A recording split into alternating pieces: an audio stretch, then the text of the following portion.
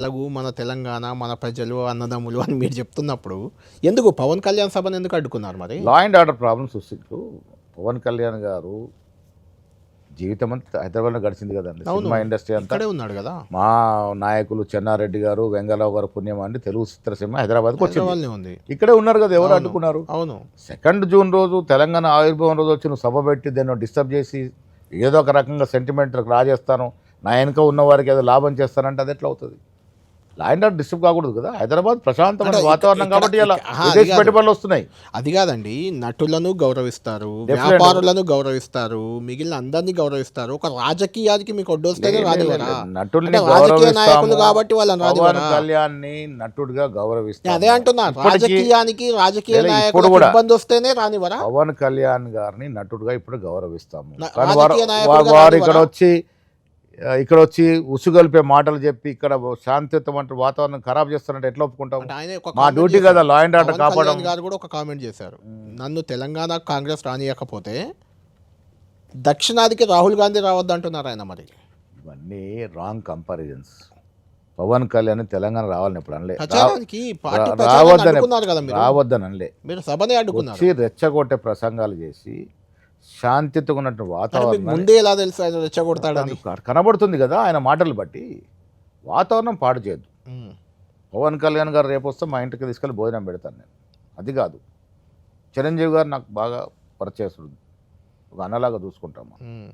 కళాకారులు ఎప్పుడు గౌరవించే సంస్కృతి. అంటే గత 10 ఏళ్లుగా లేని సమస్య ఇప్పుడు ఎందుకు వస్తుంది?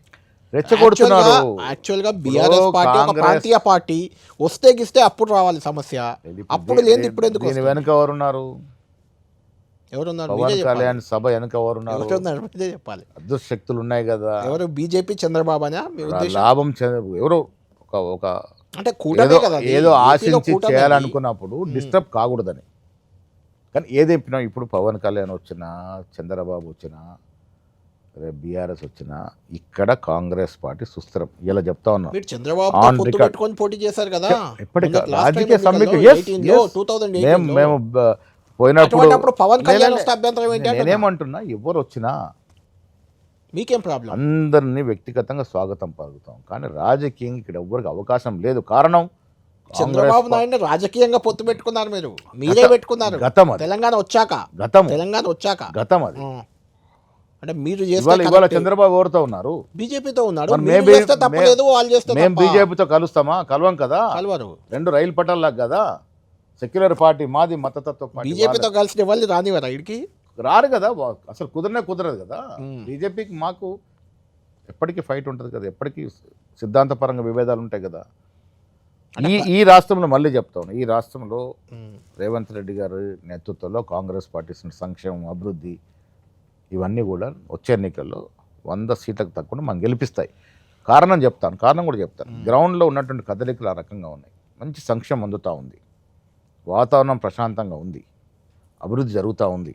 మిగతా రాష్ట్రాలు మన వైపు చూస్తూ ఉన్నాయి, విదేశీయులు మన వైపు చూస్తూ ఉన్నారు, ప్రజలు సంతృప్తిగా ఉన్నారు. సరే, ఈ రాజకీయాల కోసం ఎవరైనా మాట్లాడుకున్నా వచ్చే ఎన్నికలు మాదే విజయం.